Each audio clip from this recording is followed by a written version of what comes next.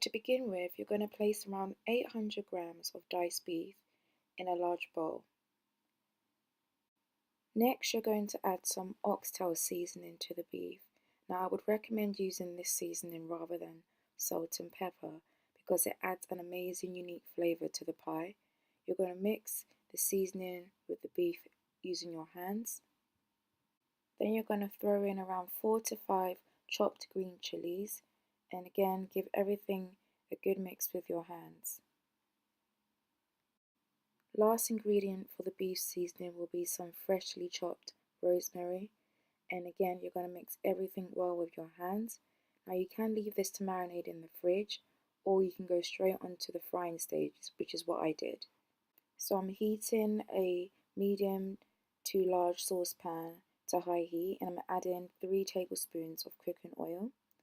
After that, I'm going to add in all the beef at once to the saucepan, and I'm going to brown the beef. It took around 10 minutes on high heat, but depending on your type of cooker, this may vary.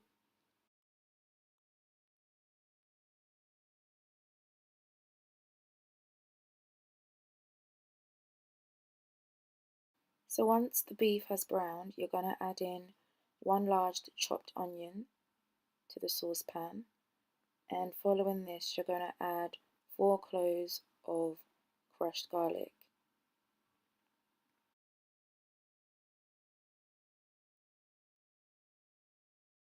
And then give the onions and the garlic a good mix with the rest of the ingredients, and then you're going to cook until the onions turn translucent, and then you're going to crush in 1 beef stock cube into the saucepan.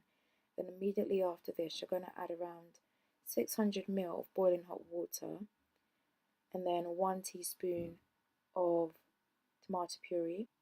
This is optional, but I did add in some more chopped green chilies, and then I added in the vegetables. So I used some carrots and some mushrooms for this dish. You can add in whatever vegetable you like. Some people like to add in celery or maybe some peas. It's up to you.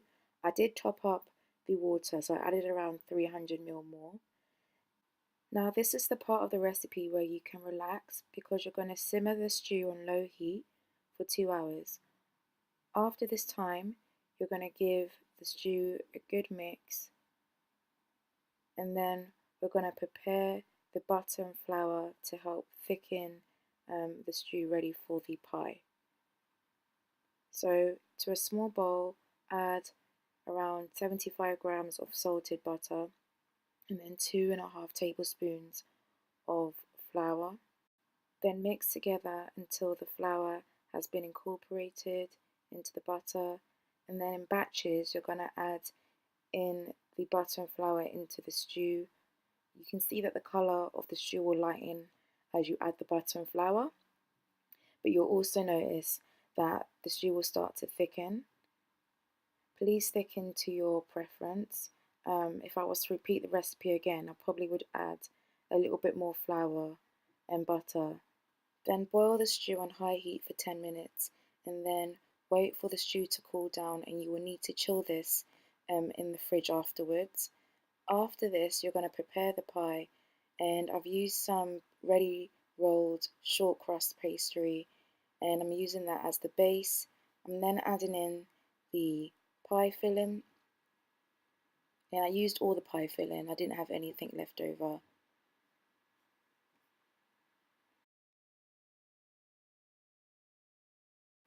Then I'm using egg yolk to help stick the top layer of the pie.